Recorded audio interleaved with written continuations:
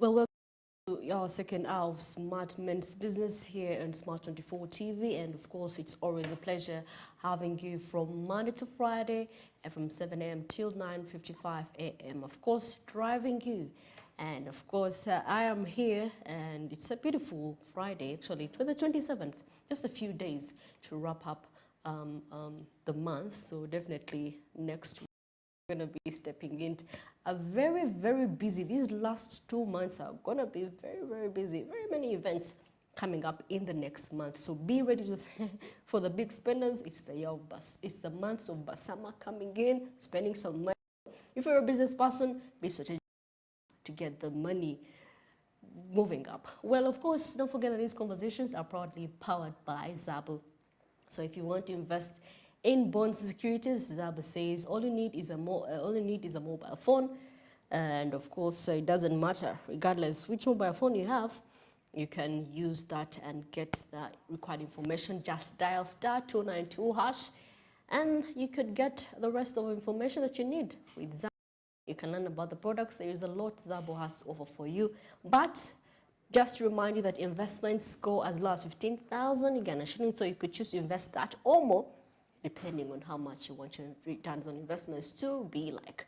Well, of course, Zabo is fully operational from Monday to Friday, except for public holidays and weekends from 8:15 a.m., a few minutes from now, till 3:15 p.m., that is 6 working hours. Zabo says, my money, my future, and by powered by All Texas Africa, telling you to do something new. It's the year 2023. Well, of course, I know it's end of month. People have already gotten a bite on their hard work in this week. But anyway, for those that are still, hoping for something, I ask you, please don't lose hope. Just keep on grinding, keep on. I mean, you never know. Towards the end of these last 2 months, something could come in for you. But anyway, if you woke up and you're really hazy and you don't feel like working, it's a Friday, please, let's get you motivated so that you could start your day.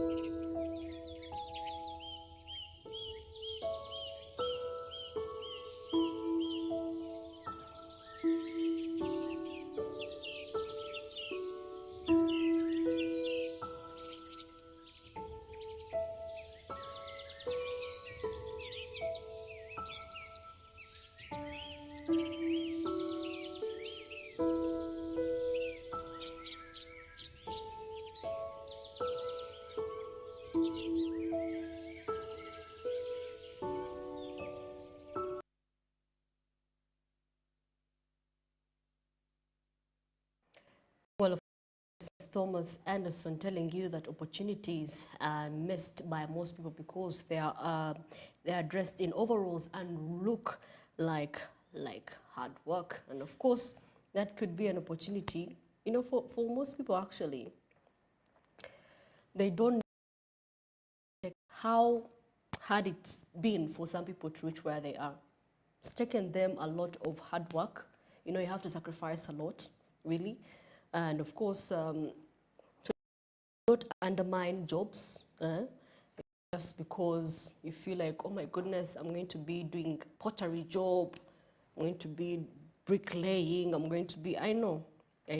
Or maybe you could be in sales, or you could be maybe in store, and you feel like, oh my goodness, this is too much for me, I cannot do it. But then, it could be a building stone for you to get what, because at the end of the day, you get connections.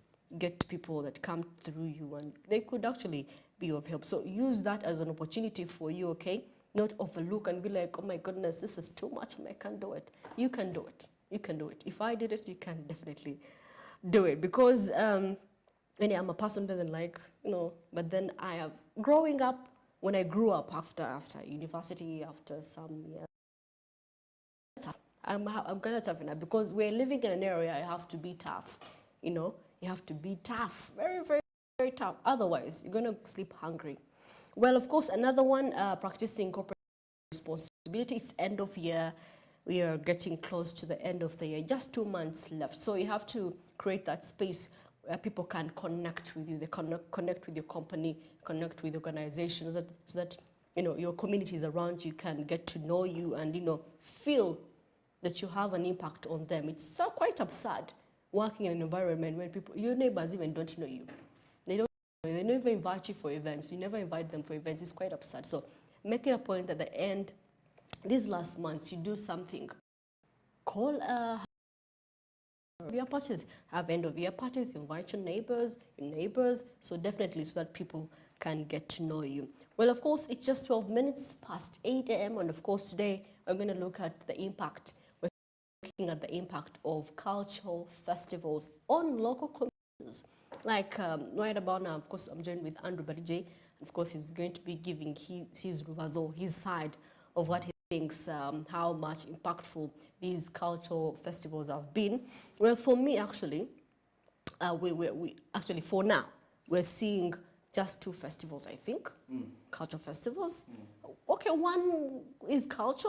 It's good. It shows much of heritage, though it's going to be in Ginger still. Yeah. We have the Royal Wedding. Then we have also Nyege Nyege Festival that is coming up, which is also entirely, purely culture, heritage, Ginger.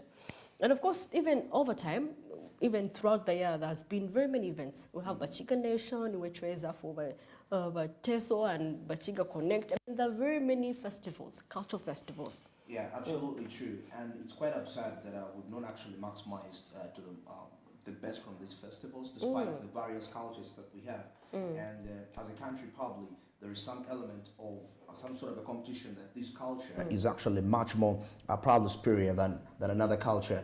And this is what distinguishes us from quite some other cultures. If we are to move away from Africa, most especially to countries in Europe like Portugal, which embrace these culture-related events. Of course, we still continue. Of course, just a brief of the key studies of the impact of the festivals that is on local economy. We shall be setting out Uganda, Africa, and large. Of course, taking a look at how much actually generates for that given country. Of course, we shall start with the Nyege Nyege Festival. Happens in Jinja, Uganda, which Masas just mentioned, which is a 4-day electronic music festival held annually in Uganda. That was since 2015. Now, this festival attracts that is from all various parts all over the world, and is considered one of the most important cultural events that is in Africa, and not only just in. Of course, this is estimated to actually generate that is about 10 million US dollars for the Ugandan economy each year. And the most good news in here is that it supports over 2,000 jobs in the tourism, hospitality, and entertainment industry. That is some of the major industries that also promote Ugandan culture and tourism. Of course, specific industries that are likely to benefit. We talk about tourism, hospitality, food and beverage, retail, transportation, and actually so many more of those aspects in there. But of course, not if we are to base across Africa. Of course, that is away from Africa. The Carnival of Rio de Janeiro, Rio de Janeiro, that is in Brazil. Now this one is the world's largest carnival and one of the most popular tourist attractions in Brazil. I've seen actually that, Yeah. that event. People are putting on their Brazilian, The Brazilian dancing, wear.